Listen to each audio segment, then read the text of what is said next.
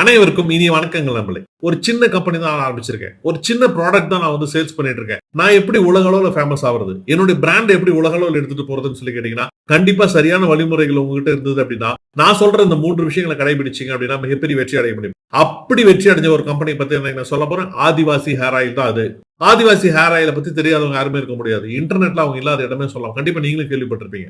அப்போ இந்த ஆதிவாசி hair oil சாதாரண ஆரம்பிச்ச ஒரு ஆயில் பிராண்ட் எப்படி இவ்வளவு பெருசா வளர்த்தாங்கன்னு சொல்லி கேட்டீங்கன்னா, 3 முக்கியமான ஸ்ட்ராட்டஜிஸ் நான் சொல்றேன். முதலாவது ஸ்டோரி டெல்லிங். அழகா அவங்க கதையை சொன்னாங்க. அந்த ஆதிவாசி ஹேர் ஆயில்னா என்ன? அது என்ன பண்ணுது அப்படிங்கறத மக்களுக்கு எளிமையா புரியுற மாதிரி சொன்னது மிகப்பெரிய ஒரு பிளஸ் பாயிண்ட். இரண்டாவது இன்ஃபுளுன்சர் மார்க்கெட்டிங். எல்லாமே டிஜிட்டல் ஆயிட்டதுனால இன்ஃபுளுன்சரை அவங்களோட ப்ராடக்ட்டுக்கு சரியான ஒரு மார்க்கெட்டிங் யூஸ் பண்ணது இரண்டாவது புத்திசாலித்தனம். மூன்றாவது என்னன்னு சொல்லி கேட்டீங்கன்னா, விஷுவல் ஆத்தென்டிசிட்டி, காட்சி நம்பகத்தன்மை.